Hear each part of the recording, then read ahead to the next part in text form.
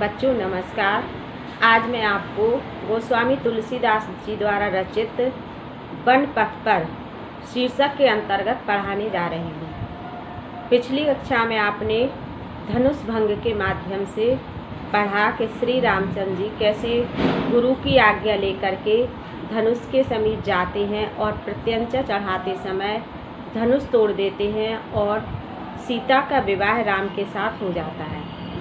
इसके बाद जब वह अयोध्यापुरी आते हैं और उनके पिता दशरथ उनका राज्याभिषेक करने के बारे में सोचते हैं, तो ये बात कैकेयी उनकी जो माता थी, राम की मझली माता, उसे अच्छी नहीं लगती है।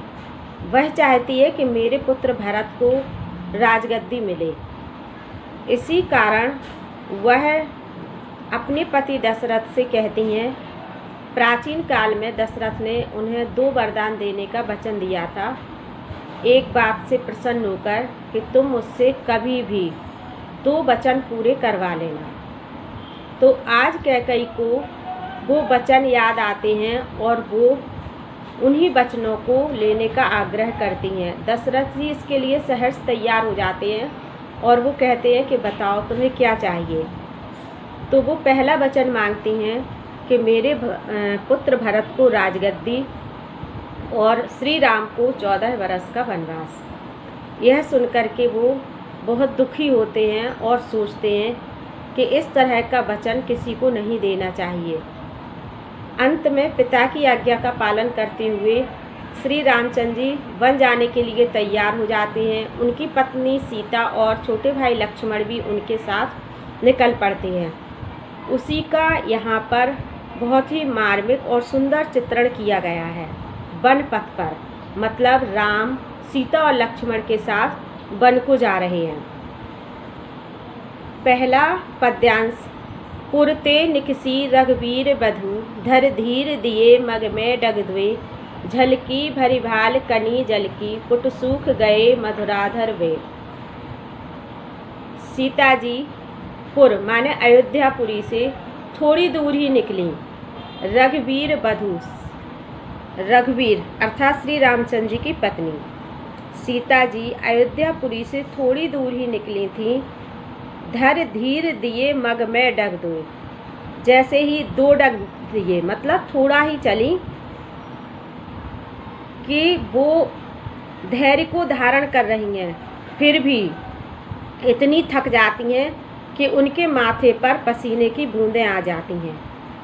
पुट सूख गए मधुराधर वह, और अमृत से भरे हुए उनके दोनों ओठ सूख जाते हैं। पुट माने ओठ। फिर बूझत है चलनो अब केतिक, पर्ण कुटी करे हो कित है। फिर वह श्री रामचंद्र जी से पूछती हैं कि अब कितना और चलना है, कहाँ जाकर के हम अपनी पर्णकुटी बनाएंगे। तिय की लख आतुरता पिय की, अखियाँ अतिचारु चली जल चुय।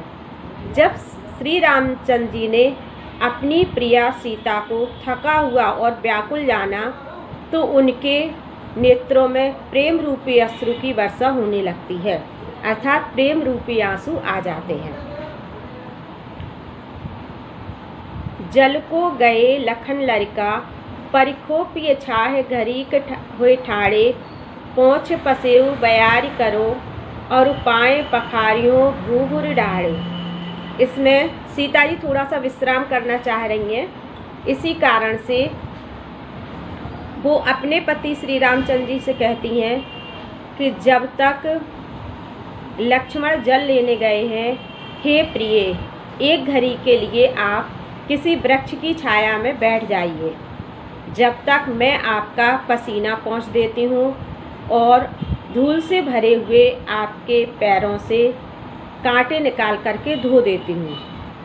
पोंछ पसेऊ, पसेऊ माने पसीना, बयारी करो मतलब हवा कर देती हूँ, और भूर ढाड़े, जो धूल से भरे हुए आपके पैर हैं उनको पखारे हूँ मतलब धो देती हूँ।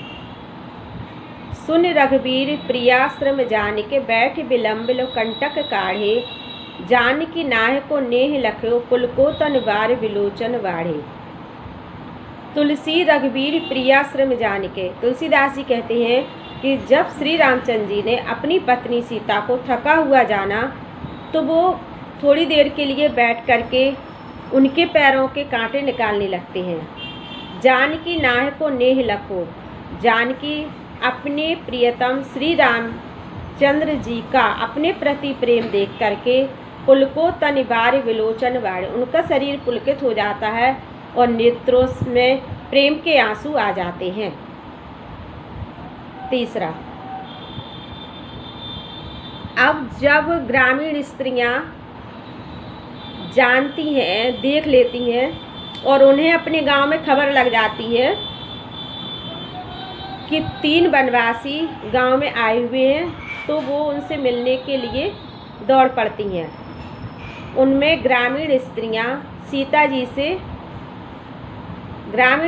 आपस में बात कर रही हैं। रानी में जानी अजानी महा, पवि पाहन हूत कठोर हियो है, राजहु काज अकाज न जानियो, कहो तिय को जिन कान कियो है। वो आपस में कह रही हैं कि हे सखी, मुझे तो ऐसा लग रहा है कि रानी में जानी अजानी महा, कि कैकई रानी तो बहुत ही अज्ञानी है। पवि पाहन हूत कठोर हियो है, और उनका हृदय तो वज्र से भी अधिक कठोर है। राजहु काज अकाज न जाने, और राजा दशरथ भी कुछ सही और गलत के बारे में नहीं जानते हैं। इसी कारण तो उन्होंने तिय को जिन कान कियो है, अपनी पत्नी के कहने पर इस प्रकार का कार्य किया है।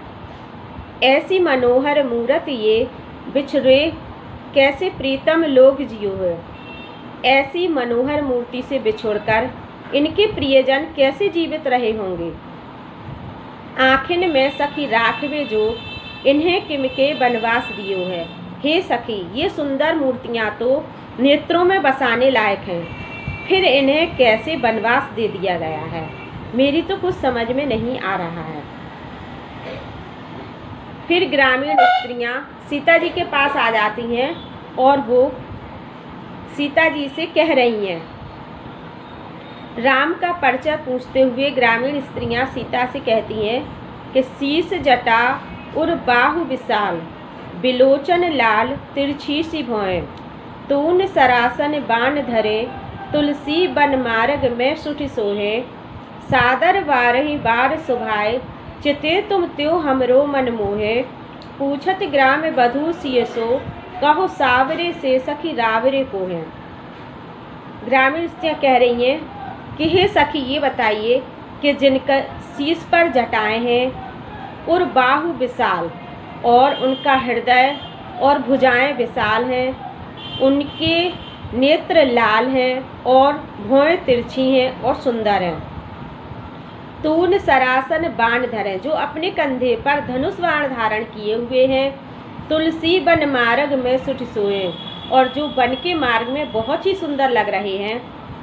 सादर वारहि बार सुभाय चिते, तुम त्यों हमरो मन मोहे, और अपने स्वभाव के कारण वो बार बार प्रेम के साथ तुम्हारी ओर देख रहे हैं, और तुम्हारी ओर देखते हुए वो हमारा भी मन मोहित कर रहे हैं।